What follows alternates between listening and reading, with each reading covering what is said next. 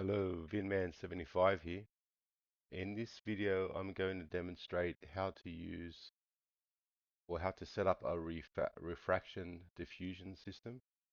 So in Noded, we have a few different simulation nodes at the moment, currently in this version, which is 0.63. Um, so these two nodes here, the reaction diffusion init and the reaction diffusion step node. These are the nodes that we typically use to create a reaction diffusion system.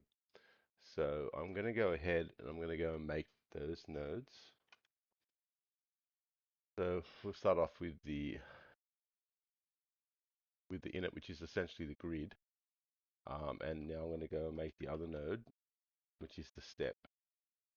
So the way you can think of these two nodes is the grid just sets up.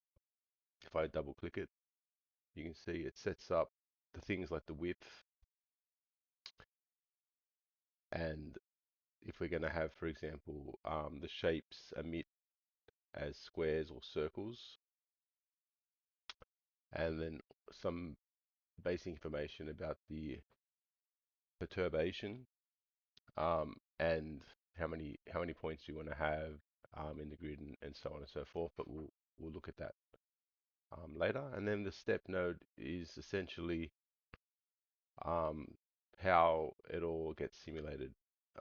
So how much diffusion is occurring, and its reactive attributes and its feed rate and that type of thing. So the other thing we're going to do is we're just going to go into verbose mode. So we're just going to click this button here. So then that way we can see the inputs here. We can see what's going on.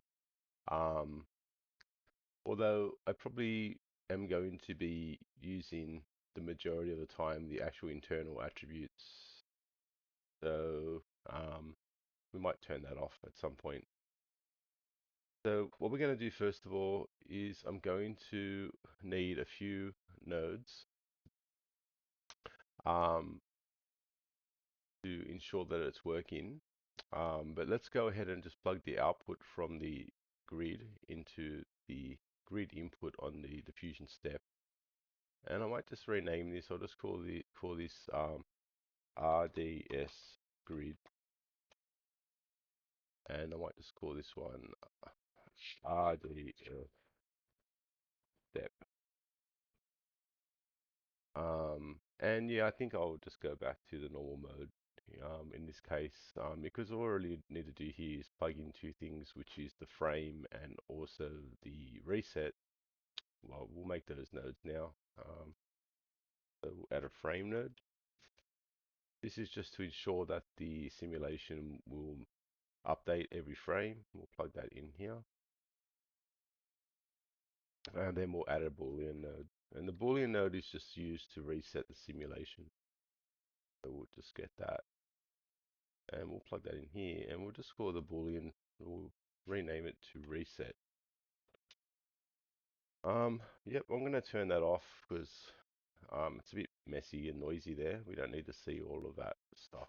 So um, we're going to be driving the majority of these inputs just internally anyway. The next thing I'm going to need is I'm going to need a way to extract the grids. So if I hold my mouse, my H key over the RD step, basically it will explain that it outputs out a grid A and a grid B. Um, so we want to get access to that, and the way that we get access to that is we need to use get dictionary. So I'm going to type in get dictionary value, and I need two of these. So I'm going to get the first one and just call it A grid, and we can duplicate that. And for the next one, we'll call that one B grid.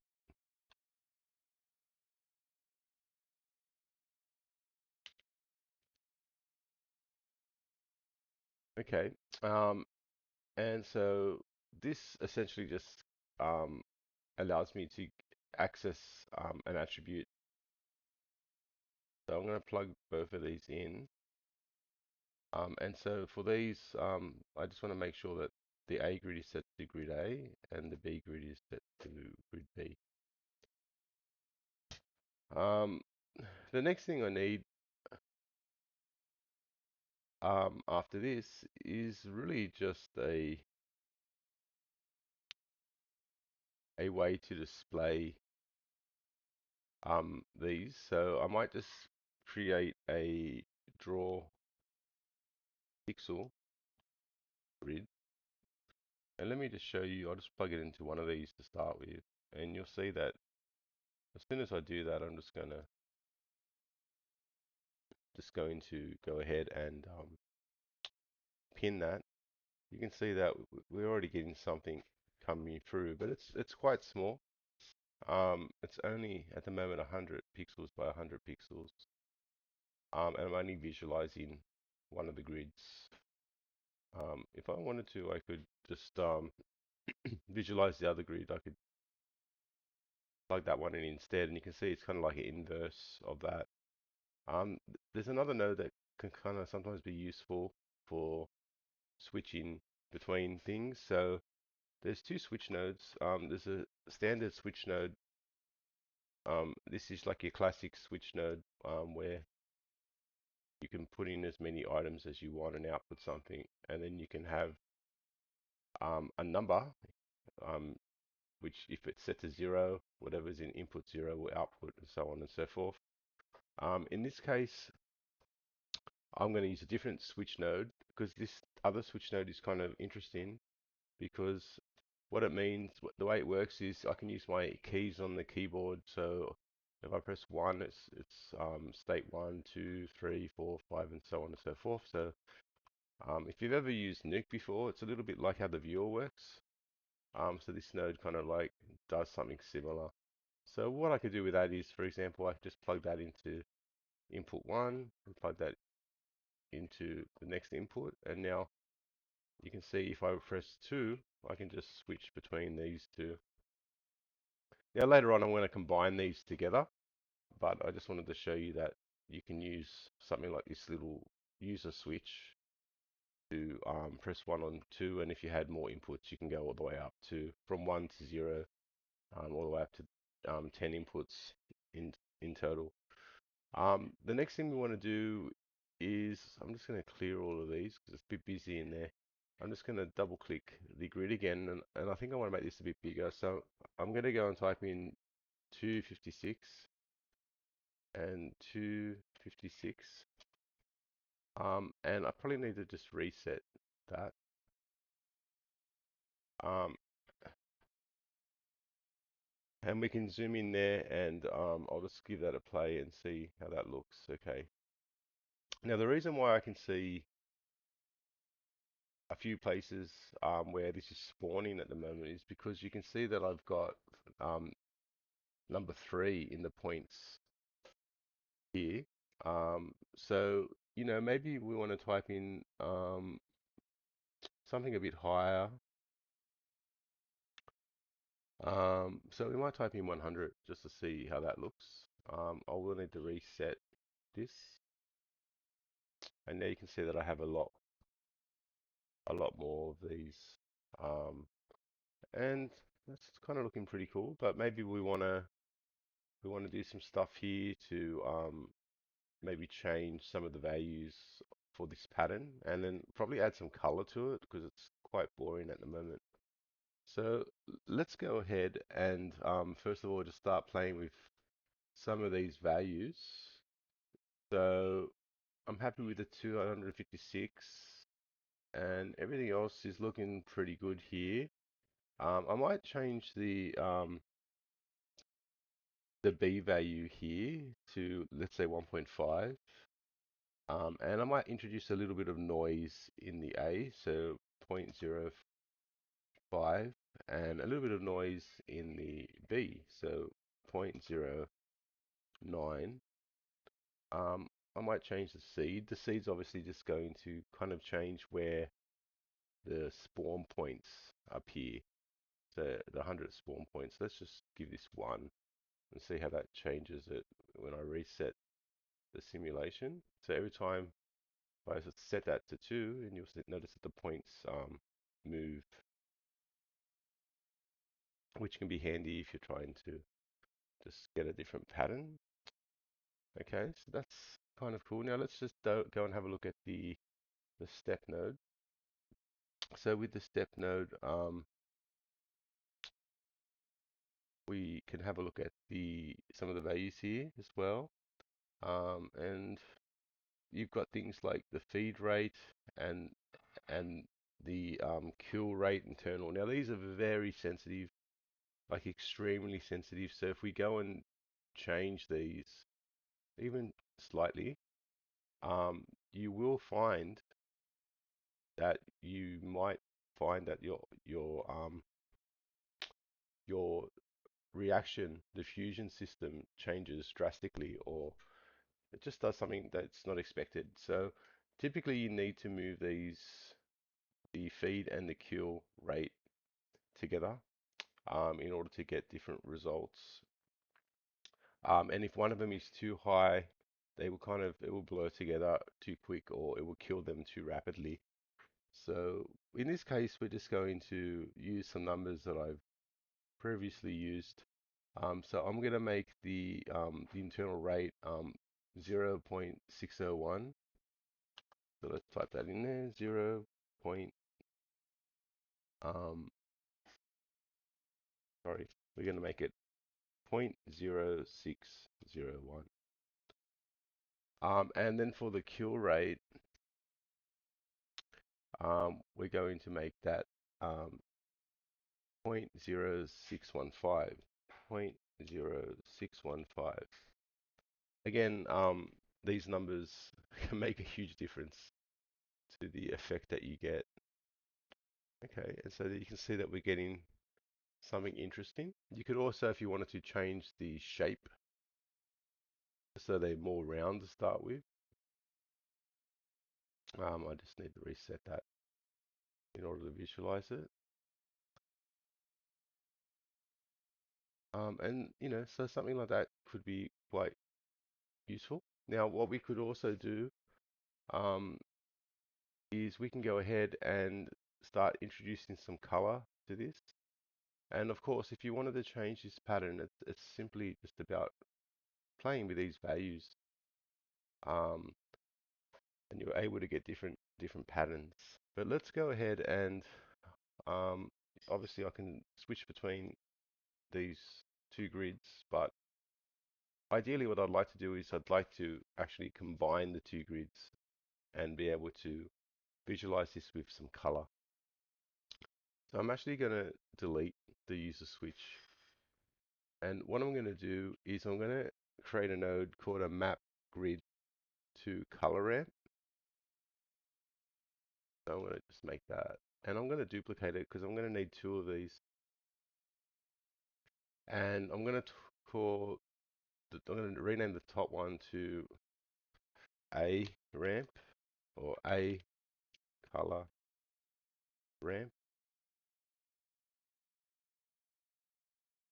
And I'm going to get the second one and rename it to B, just like that. And I can plug what I want to do is I want to plug this into that, and then this one into here.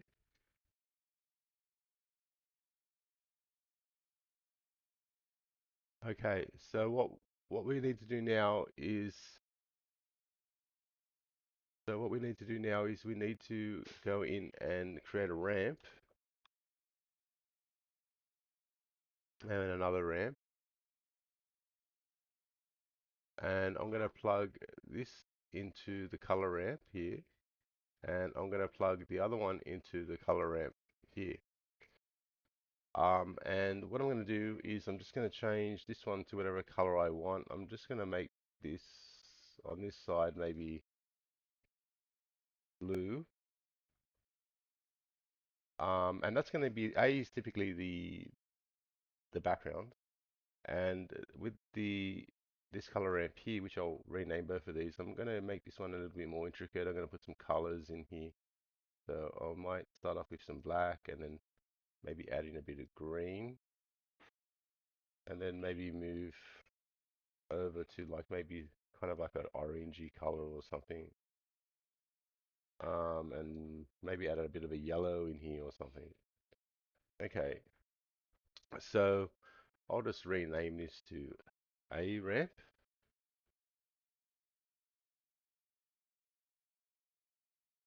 And what I'm going to do here, sorry, I probably should name that correctly.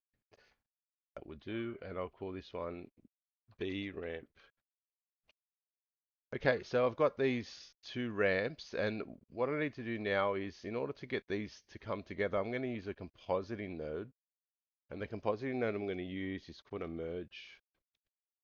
And the merge node, I'm going to set this to plus or add. And I'm going to add the, the color ramp on top. And I'm going to plug this into the B image.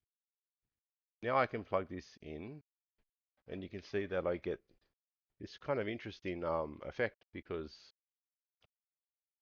the mapped grid to color ramp is basically allowing me to use this ramp um, across the gradation of the diffusion system for the background, and then this version is allowing me to do the same thing for the foreground. So when I play this through now, I can combine those two together and have quite a nice and interesting system. So what I can do is I'll just reset this again. You can see what's happening there, and I can play with these systems and, you know, kind of like begin to kind of blend those colors together in a more interesting way if I want. Okay, and so that's how you can create a reaction diffusion system inside of Noded, and you can get some really interesting outcomes by playing with these values. I might increase the delta slightly, but like I said, you can get some really drastic results. As I was saying earlier, the system is quite sensitive. You can see that what's happening now is quite different. So in a lot of cases, when you change values, you need to be quite careful. So if I come back here and I change the delta time, let me just maybe make that like 1.05 and reset the simulation.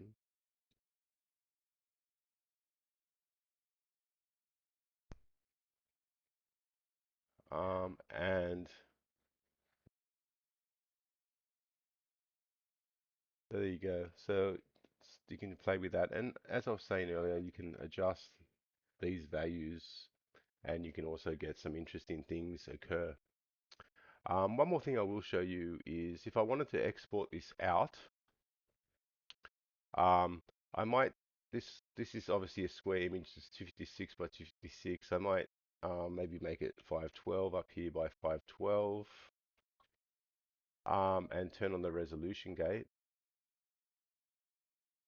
So there's a resolution gate. Now this button here, if you click it, it will frame the image perfectly with the resolution gate. And then if I wanted to, I could export image sequence and set that up. And so it will basically, even though my grid is only 56 by 56, it will make the pixels bigger, and it will give me a 512 by 512 image sequence if I click the export button. Okay, so that's all I really wanted to show you. That's kind of how you can set up a reaction diffusion system inside of Noded. And we're going to leave this video here.